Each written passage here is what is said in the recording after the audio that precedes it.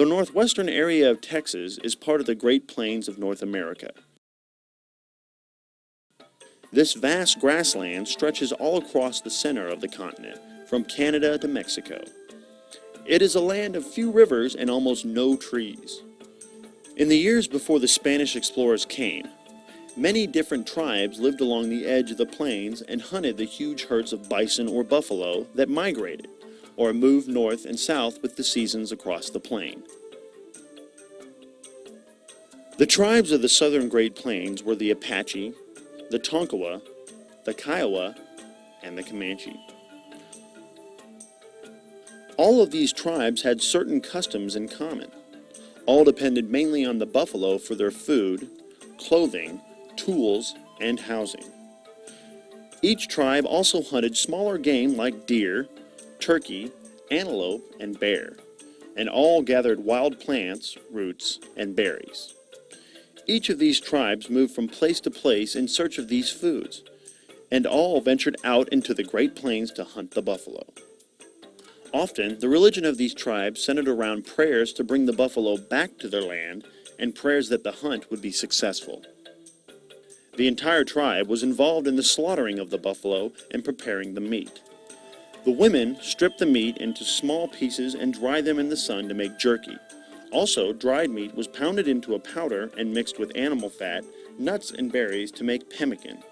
This mixture was stored in the intestine casing from the buffalo or in leather bags to preserve it. Each of these tribes lived in buffalo hide teepees. Each tribe had special symbols or markings for their houses, but the basic design was the same. A number of long willow poles covered with tan buffalo skins. The women had the job of putting the teepees up and taking them down when the tribe moved to a new location. Funerals for the Plains tribes were handled in an unusual way. They were always traveling, so if someone passed away on a trip, they didn't have much choice but to bury them along the trail, wherever they happened to be. They couldn't take the body home to the village because they never had permanent villages to go to. So they dressed the bodies, wrapped them in buffalo hides, placed them up high just out of the reach of animals. All the personal belongings are sent with them. For the spirit world, it's just a new life ahead, so you need to have your most prized possessions along with you. Similar to Egyptian beliefs, take everything to the afterlife. Now, these were not set on fire like you see in movies. That's just special effects from Hollywood. Very few tribes believed in cremation. But after a male member of the family went on a vision quest where they prayed and fasted and meditated, they'd go through a sweat lodge. They'd receive a vision that let them know the spirit had made the transition to the new world. When that happened, the family could return here, take the body down, and bury it. A council of chiefs made decisions for the tribe. Each chief had different duties. One might be a war chief because he had proven himself brave in battle. Another might plan the hunt because he had shown his skill as a hunter. Each chief was allowed to speak in council, and decisions were agreed on by the group. The elders, or oldest members of the tribe, held important positions in the decision-making process. In 1540, the Spanish explorer Coronado marched north from Mexico searching for the 7 golden cities. He brought with him an animal never before seen in the New World, the horse. When Coronado and other explorers found no gold, they abandoned their search and returned to Mexico. But what they left behind proved to be much more valuable to the Plains Indians than any gold the Spanish had ever hoped to find. Horses of the conquistadors escaped and were taken by the Native Americans. Over the years, the number of horses multiplied, and the different Indian groups became excellent horsemen. Now the hunters no longer had to wait for the buffalo to return to their area. On horseback, they could follow the herds and travel across the vast Great Plains.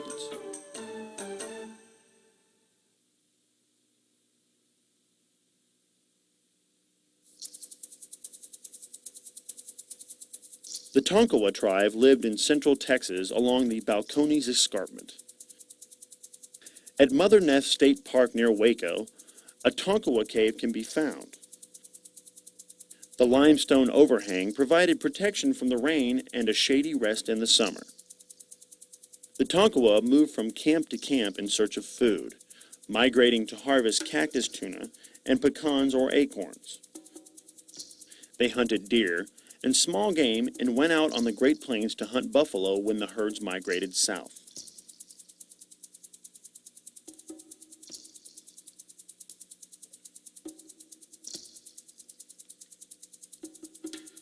The Apache lived on the Edwards Plateau and westward into the mountains and basins region. Sometimes these tribes lived in one place for a long time in houses of tree branches called wickiups. These houses were built of mesquite or sotol branches and often covered with animal hides. All cooking and work was done in the center of the village, and the wickiup was used as only the sleeping quarters. The women and children slept inside the hut, and the man slept in the doorway to guard his family. Sometimes the Apache planted corn, but often they did not stay in one place long enough to harvest the crop.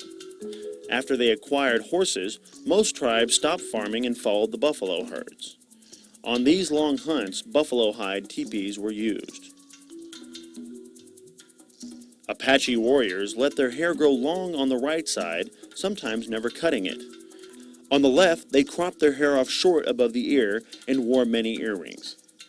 Apache men plucked out all facial hair, including eyebrows and lashes.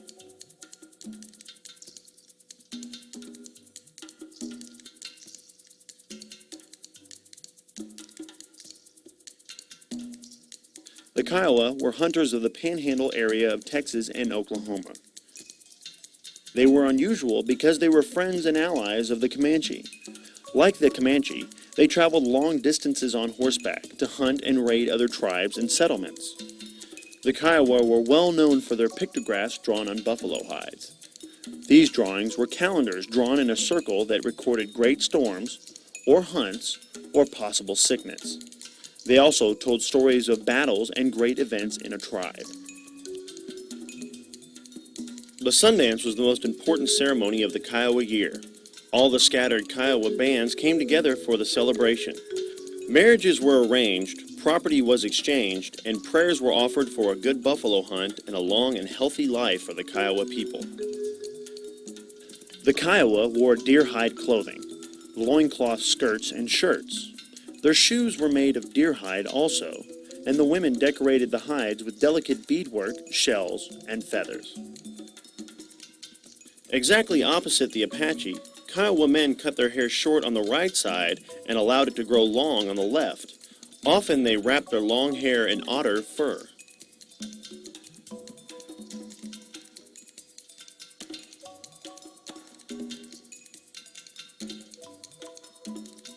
Of all the Texas tribes that hunted the buffalo on horseback, the most powerful were the Comanche. This group became the most famous and the most feared of the southern plains. The Comanche came late to the Texas Panhandle from the foothills of the Rocky Mountains in Colorado. Mounted on Spanish horses, they swept across the northwest portion of Texas, pushing back all other tribes. The Comanche hunted the buffalo like all other plains tribes, but they were known for their superior horsemanship. A hunter would ride close to a buffalo at full gallop, firing arrows as he rode. Like other tribes, they wore loincloth and skirts of tanned animal hide. The warriors adorned themselves with feathers and painted their faces and bodies to give them strength and cunning for the hunt. A prized headdress might be made of buffalo horns or a band of feathers. The women of the tribe decorated clothing, moccasins, cradle boards, and traveling cases called parfleche with beads and painted designs.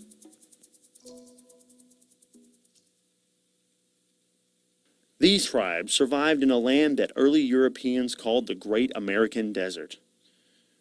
Their culture dominated the plains well into the 19th century, and the Comanche and Apache tribes were the last to give up their nomadic life to settle on reservations.